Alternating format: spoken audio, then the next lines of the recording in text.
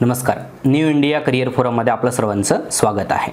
येत्या 21 ऑगस्ट रोजी होणाऱ्या राज्यसेवा पूर्व परीक्षेसाठी पर्यावरण एन्व्हायरमेंट या घटकाचा अभ्यास आपण कशा पद्धतीने करायला हवा, आयोगाने आतापर्यंत काय प्रश्न विचारलेले आहेत आपल्याला अलीकडे राज्यसेवा पूर्व परीक्षेत विशेषत्वाने, आणि एकंदरीत या घटकावर प्रश्नांचा कल पाहता आणि ही प्रश्न संख्या जी आहे ती भिन्न दिसून येते आपल्याला. अलीकडे 2021च्या पेपरमध्ये त्यांनी 7 प्रश्न विचारलेत.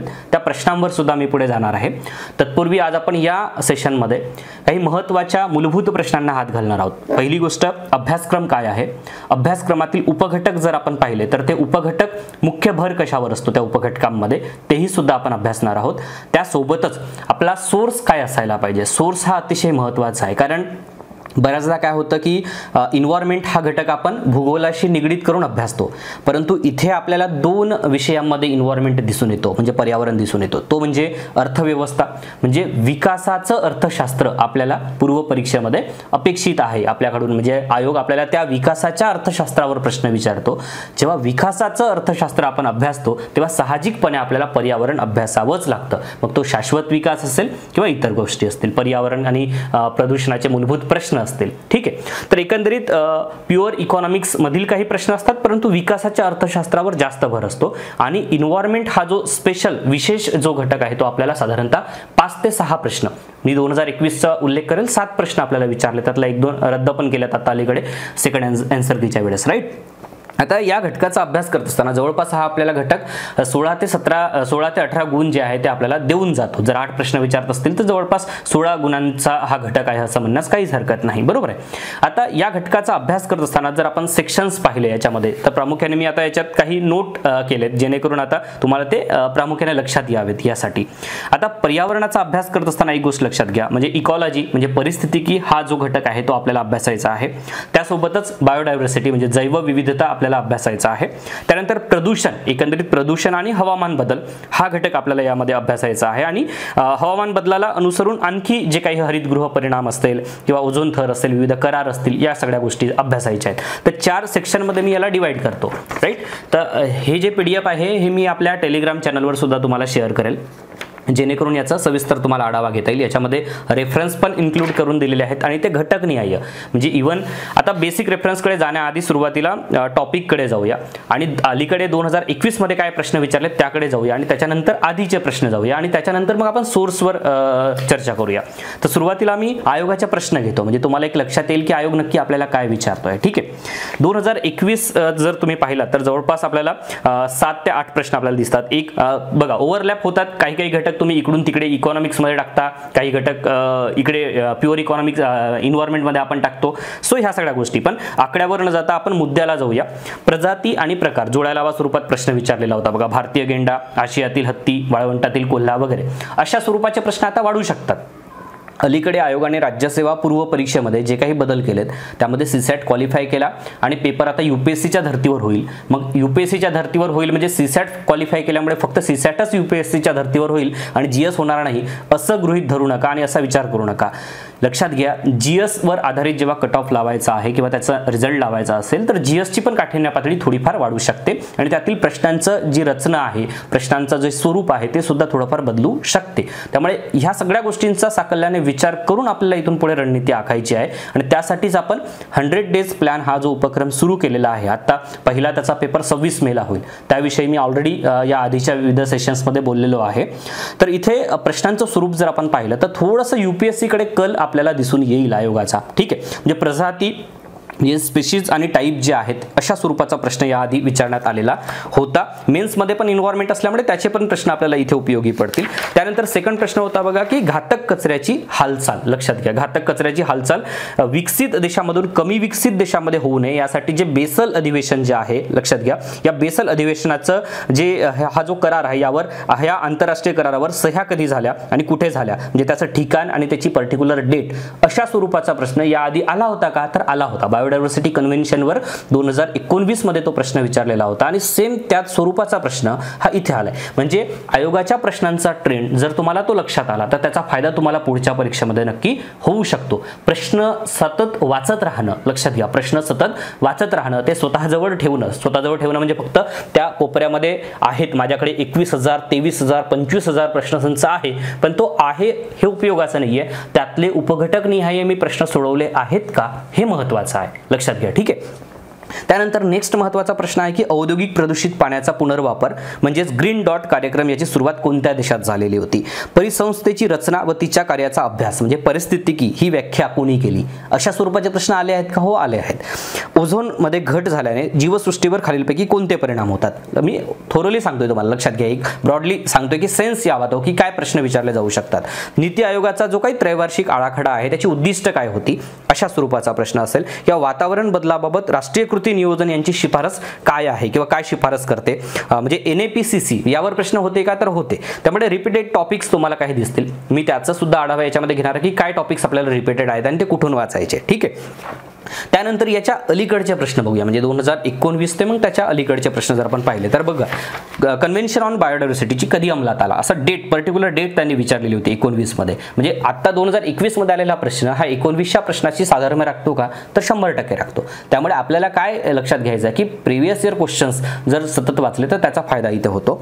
भारतीय लोकांचं आरोग्य खालावत आहे आणि त्यासाठी कारणीभूत घटक कोणता आहे? म्हणजे प्रदूषणामध्ये विशेष करून त्यांनी जल प्रदूषण त्याचं उत्तर दिलं.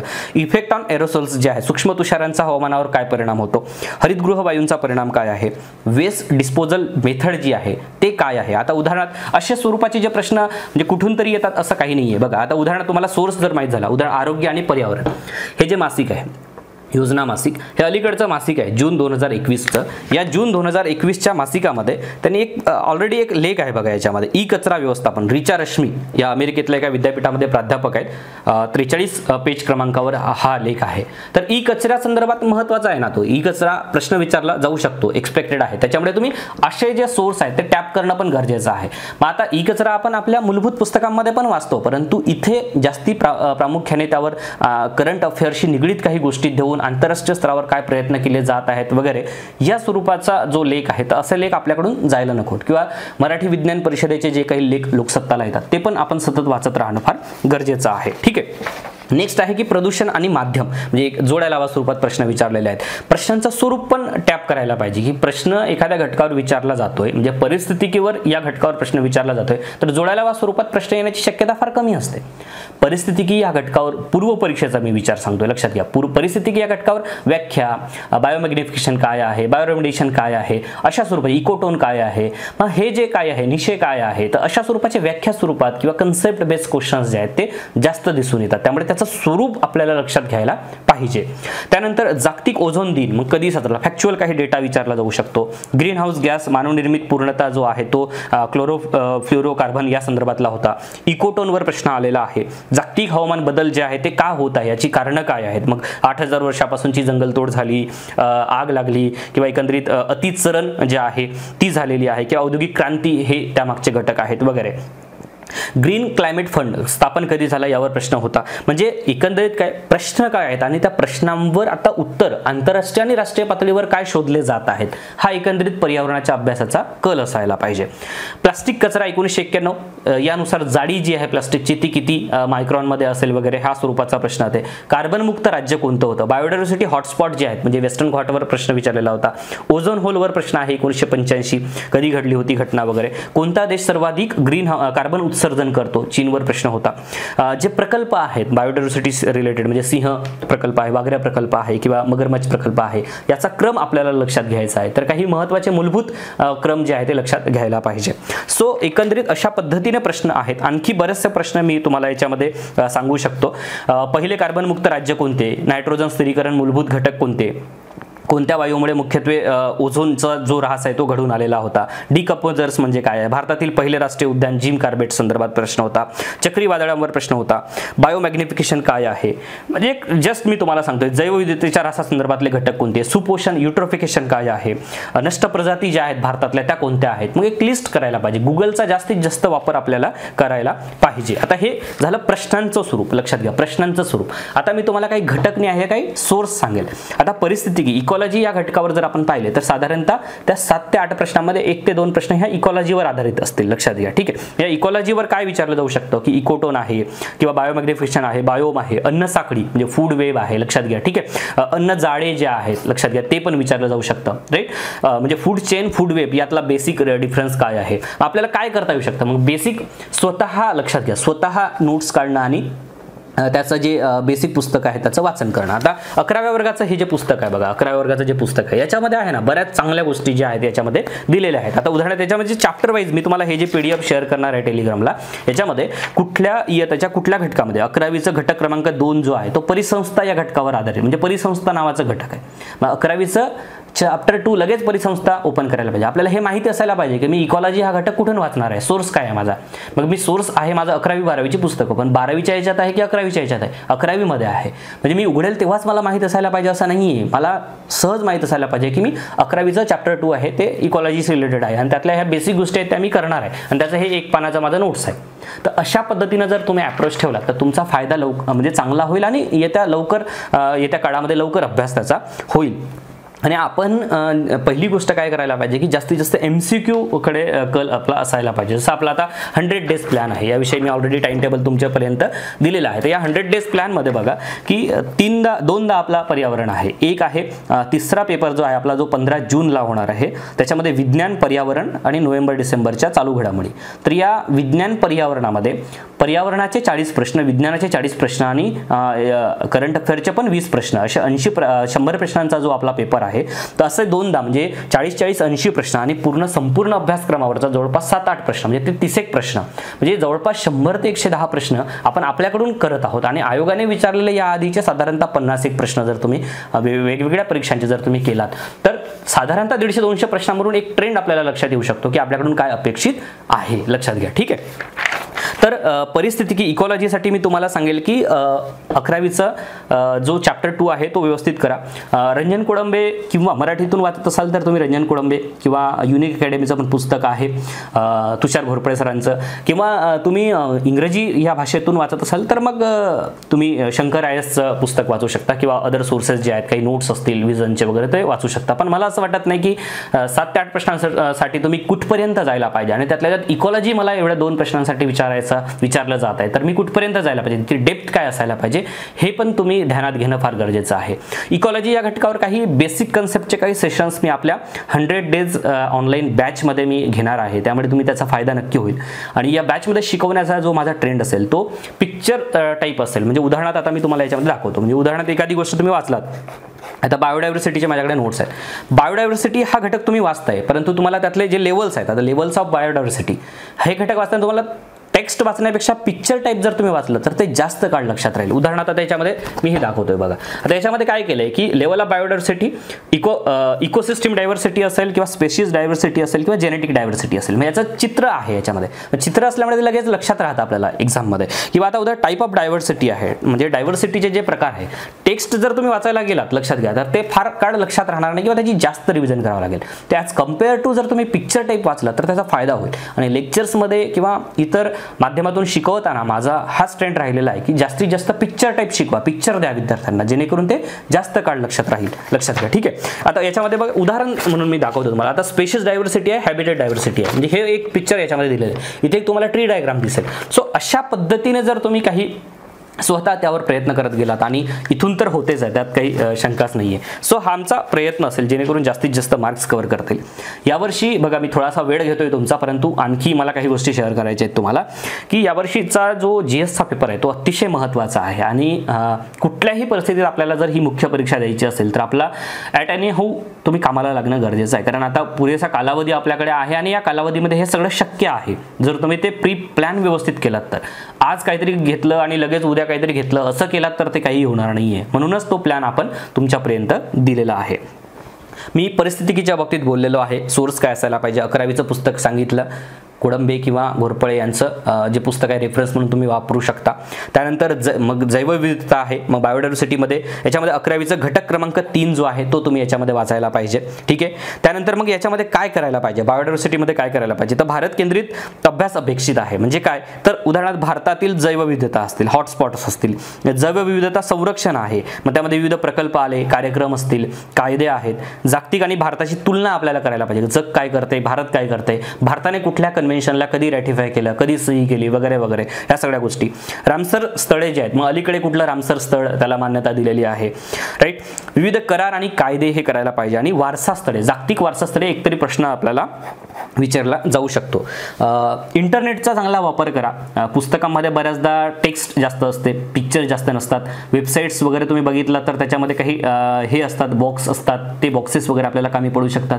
सो अशा सगळ्या गोष्टींचा जर तुम्ही फायदा घेतला तर ते उपयोगाचं ठरेल.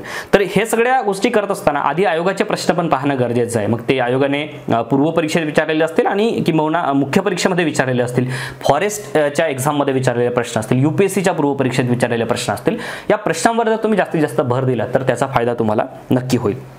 नेक्स्ट आपला घटक आहे प्रदूषण. लक्षात घ्या, राईट. प्रदूषण या घटकावर प्रश्न विचारलेले आहेत. 12वीचं जे पुस्तक आहे, आता 12वीचं हे पुस्तक आहे बघा, म्हणजे 12वीचं पुस्तक आहे. या 12वीच्या पुस्तकामध्ये घटक जे आहेत, 12वीच्या पुस्तकामध्ये घटक 2 आणि 5 हे 2 घटक याच्यामध्ये दिलेले आहेत. ठीक आहे. बघा, घटक क्रमांक 2 जो आहे ना, पर्यावरण प्रदूषण या घटकावर आहे. म्हणजे हवामान बदल, मृदा प्रदूषण, ध्वनी प्रदूषण, घनकचरा व्यवस्थापन. ठीक आहे. प्रश्न आलेला आहे बघा, म्हणजे कचरा आणि कचऱ्याचं विल्हेवाट कशी केली जाते वगैरे.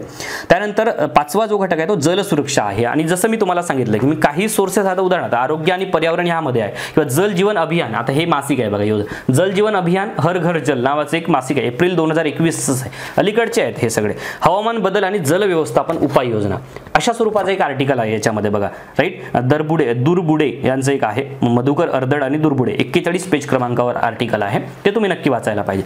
सो असे जर सोर्स आपण टॅप केले तर याचा फायदा तुम्हाला नक्की होईल. नेक्स्ट आहे घटक बघा हवामान बदल. आता मी सगळं थोडंसं फास्टली तुम्हाला सांगण्याचा प्रयत्न करतोय. आय होप की कदाचित तुम्ही पूर्ण व्हिडिओ बघत असाल, काही लोकांनी मधातच स्किप केलेलं असेल आणि बाजूला हे गेलेले असतील. आधी आयोगाचे प्रश्न बघा हवामान बदलावर, राज्यसेवा पूर्व, मुख्य UPSCचे वनसेवेचे प्रश्न बघा, हरितगृह परिणाम, तापमान वाढ, ओझोन थर, विविध करार असतील, जागतिक परिषदा असतील, भारत आणि भारताचे हवामान बदलाचे प्रयत्न असेल, कायदे असतील, कार्बन क्रेडिट आहे, आणि आर्थिक स्थिती जी आहेत किंवा इतर आर्थिक बाबी ज्या आहेत या सुद्धा याच्यामध्ये अभ्यासायला पाहिजेत. तर एकंदरीत असं 4 मुख्य घटकांमध्ये मी तुम्हाला इथं डिवाइड केलं. आणखी एक घटक मी तुम्हाला याच्यामध्ये सांगेल. आता जो ढगफुटीचा जो प्रश्न आलेला होता बघा याच्या आधीचा, आपत्ती व्यवस्थापन हा घटक महत्त्वाचा आहे. आपण तो निग्लेक्ट करतो, म्हणजे आपल्याला असं वाटतं की आपत्ती व्यवस्थापन मेन्सला आहे.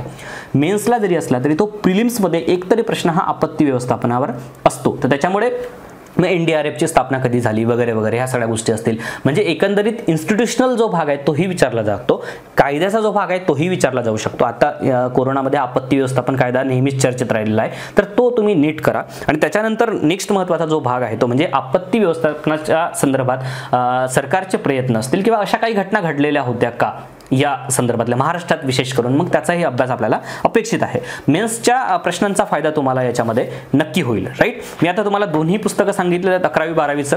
आता डेव्हलपमेंट 2चं जे हे आहे, म्हणजे देसले सरांचा जो भाग 2 आहे, याच्यामध्ये शाश्वत विकास आणि शाश्वत विकासाचे प्रयत्न या बाबी याच्यामध्ये नक्की आहेत. हे तुम्ही याच्यामधून पण करू शकता. तुम्ही जो ऑलरेडी सोर्स वापरत आलेला आहात तो तुम्ही कंटिन्यू ठेवा. मी काही सोर्स ॲडिशनल सांगितले असतील तर ॲड करता येऊ शकतात का याचा विचार करा. वेळ असेल, होऊ शकत असेल तर ते करा, अन्यथा कंपल्सरी काहीच नाही आहे. ठीक आहे. त्याच्यानंतर नेक्स्ट महत्त्वाचा जो भाग आहे की प्लॅन करणं आणि त्याला अनुसरून अभ्यास करणं. तर मित्रांनो, न्यू इंडिया करिअर फोरमद्वारा नेहमीच 2019 असेल, 20मध्ये सुद्धा असेल की 100 डेज प्लॅन जो आहे तो विशेष करून चांगल्या पद्धतीने राबवण्याचा आमचा प्रयत्न झालेला आहे. आणि या वेळेस सुद्धा आता 13 मे पासून, म्हणजे मला वाटतं तुम्ही आज व्हिडिओ बघत असाल तर चांगली गोष्ट आहे, 26 मेला जो आपला पहिला पेपर आहे 100 डेज प्लॅनवर आधारितचा, तर त्या पेपरची तुम्ही तयारी आतापासून सुरू करायला पाहिजे. ज्या विद्यार्थ्यांना ऑनलाईन बॅच जॉईन करायची असेल, मग त्याच्यामध्ये व्हिडिओ लेक्चर्स असतील आणि एकूण 14 टेस्ट पेपर, त्याच्यामध्ये 10 GSचे, 4 CSATचे, आणि हे सगळे जे पेपर्स आहेत हे तुम्हाला त्याच्यामध्ये इन्क्लूड असतील. ते तुम्ही स्वतः डाउनलोड करू शकणार आहात. लेक्चर्स तुम्ही तुमच्या वेळेनुसार कधीही पाहू शकता, त्यालाही काही बंधन नाही आहे. ॲप डाउनलोड करावं लागेल. NICF हे 4 अक्षर तुम्ही प्ले स्टोअरवर सर्च करा. NICF ॲप डाउनलोड करा. त्याच्यामध्ये फक्त 2999 म्हणजे जो कोर्स 5 ते 6 घटक तुम्हाला याच्यामध्ये देतो आहे. एक चांगली रिव्हिजन तुमची होत आहे, एक मार्गदर्शन होत आहे, एक ट्रॅक होत आहे, एक प्लॅन दिला जात आहे आणि त्याच्यानंतर तुमचं सेल्फ ॲनालिसिस होण्यासाठी तुम्हाला टेस्ट सिरीज सुद्धा दिली जात आहे. हा एक बेस्ट कोर्स आहे असं मला वैयक्तिकरित्या वाटतं. तुम्ही स्वतः तो एकदा चेक करा. तुम्हाला जर योग्य वाटत असेल तर तुम्ही नक्की जॉईन करा आणि कुठल्याही पद्धतीची शंका असेल तर तुम्ही विचारू शकता. धन्यवाद.